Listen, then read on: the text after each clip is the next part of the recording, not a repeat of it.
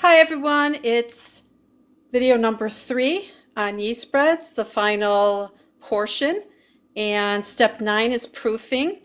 And basically I put my half of recipe of Italian bread onto a silicone mat, sprayed it with pan spray, covered it, and let it double in size in a warm spot for about 35-40 minutes. Looks great.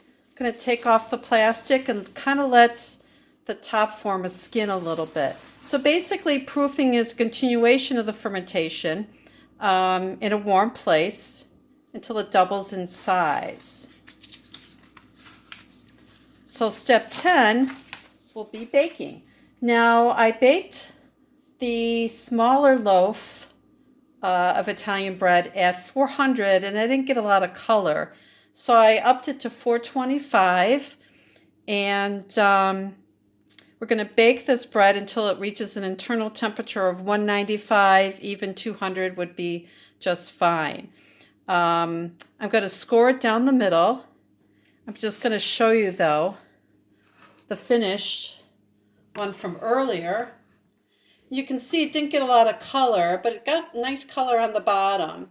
But it was 200 degrees. And so I just want to cut it so I can show you the internal texture, internal crumb, as it's called. So very nice, nice. It just doesn't get crispy like it would in a professional oven, unfortunately, but it tastes really great. So, and there's my pizza. You can see I ate a good part of half of it. I didn't finish all of it, but it came out very nice. I'm very happy with it. And that's sausage from Mariano's with green peppers and mozzarella in it. Amazing. Yum. So if you have a Mariano's by you, definitely stop and get that Italian sausage at the meat counter. Okay? All right, so let's finish.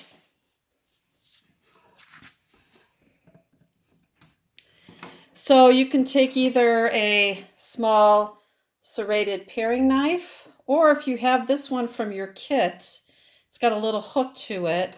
I can't remember the name offhand, but this will cut through it really nice. And that's what makes Italian bread different. It's scored right down the middle, whereas a baguette or French baguette is a long, thin loaf of bread, and then it's cut at diagonal. So I'm just going to go straight across, cut right in. Don't be afraid to cut deep into it so it opens really nicely.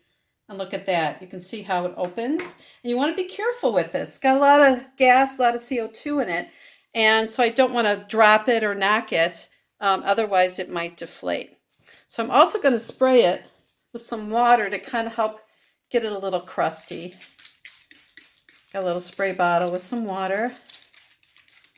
So steam in the beginning is really important, especially for a crispy bread that we want like this. So the water on the dough will delay crust formation, which will allow for the dough to expand as much as it can before the crust sets. All right, so let's show you oven. So in the oven, I have a pan that's been heating with nothing in it. I'm going to put in my bread, and to create steam, I'm going to pull out the pan a little bit, and I'm going to put in ice water. So it's going to, you can even hear it, it's going to steam. Look at that, create nice steam. And I'm only going to keep that in there for maybe a few minutes. You don't want to keep the steam in the whole time, just for a few minutes. Okay, and that should take about 15 minutes until it reaches 195 to 200. So I hope you enjoyed the yeast bread class and you try making some basic bread. It really is pretty simple. And after step 10, you want to cool it. And you can see that I cool it on a cooling rack.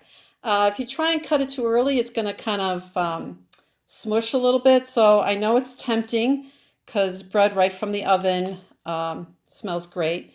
But you also want to remove it from a hot pan so the bottom crust doesn't get soggy. And then once it cools, store it properly. That's step 12. Ziploc bag to keep it nice and fresh. Remember, this bread will get really kind of dry very quickly. Again, because there's no fat and there's no sugar to keep it fresh for too long. But obviously, you can probably eat it really quickly right away with some pasta or with your dinner. So I hope you enjoyed the class, and hopefully we'll see you soon. Bye, everybody.